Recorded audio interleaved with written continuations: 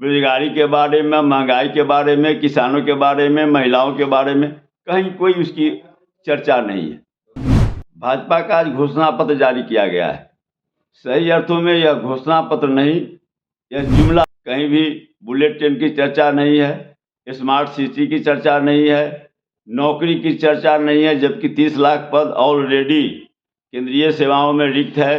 Panorama group, जो सोचता है वो करता है। आपके अपने सपनों का आशियाना।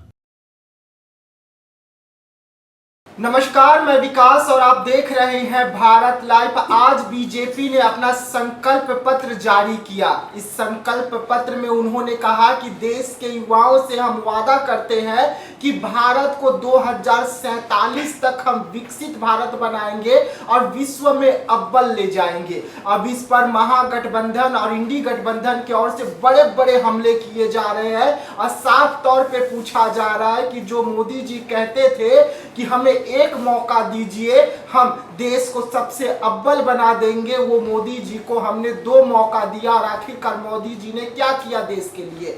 अब वो सीधा सवाल कर रहे हैं पीएम मोदी से और पूछ रहे हैं कि आज भी देश में गरीबी है, बेरोजगारी है और किसान जो है आज भी हालात खराब देखने को मिल रहा है। तो आखिरकार मोदी जी कर क्या रहे हैं। और अब जो जनता से वादा उन्होंने 2020 में किया था कि एक मौका और दीजिए, हम 2024 तक सब कुछ सही कर देंगे, युवाओं को नौकरी देंगे, वो नौकरी कहां चला गया। वो ऐसे में महागठबंधन के प्रवक्ता चित्तरंजन गगन जी ने इस बार बड़ा हमला किया है, एनडीए पर खूब बरस रहे हैं और क्या कुछ कह रहे हैं, पहले सुनिए। भाजपा का आज घोषणा पत्र जारी किया गया है। सही अर्थों में यह घोषणा पत्र नहीं, यह जुमला पत्र है। और इस घोषणा पत्र में जो 76 पेज का है, इसमें कहीं भी उन बातों को उल्लेख कहीं भी नहीं मिलता है जिसकी चर्चा 2014 और 2019 में की गई थी। कहीं भी बुलेट ट्रेन की चर्चा नहीं है, स्मार्ट सिटी की चर्चा नहीं है, नौकरी की चर्चा नहीं है, जबकि 30 लाख पद ऑलरेडी केंद्रीय सेवाओं में रिक्त है। महंगाई की चर्चा नहीं है। भ्रष्टाचार पर जो बोलते हैं, भ्रष्टाचार पर भी केवल जो है सो एक जुमलेबाजी के तौर पर उसको पेश किया गया है। और 2014 में जो हसीन सपने दिखाए गए थे और फिर उसे एक्सटेंड कर दिया गया 2019 में 2022 तक का। अब 2024 आ गया है। अब उन हसीन सपनों को 2047 तक की म्याद बढ़ा दी गई है। केवल जो है सो एक भूल भुलैया के रूप में और कहने के लिए कि एक औपचारिकता जो होती है घोषणा पत्र के नाम पर, उसी का निर्वहन किया गया है भाजपा के द्वारा। जबकि लोगों की अपेक्षा थी कि जो वादे इनके द्वारा पिछले चुनावों में किए गए थे उसमें क्या इनकी उपलब्धि रही, क्या उस पर नया इनका दृष्टिकोण है।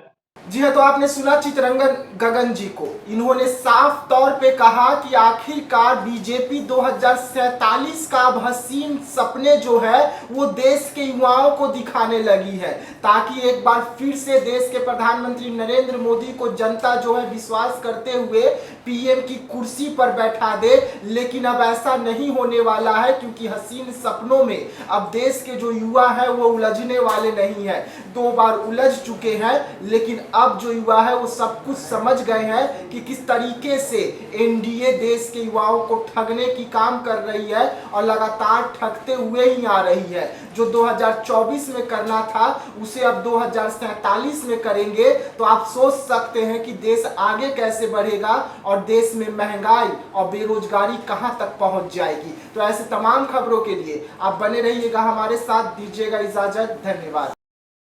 पनोरमा ग्रुप, जो सोचता है वो करता है।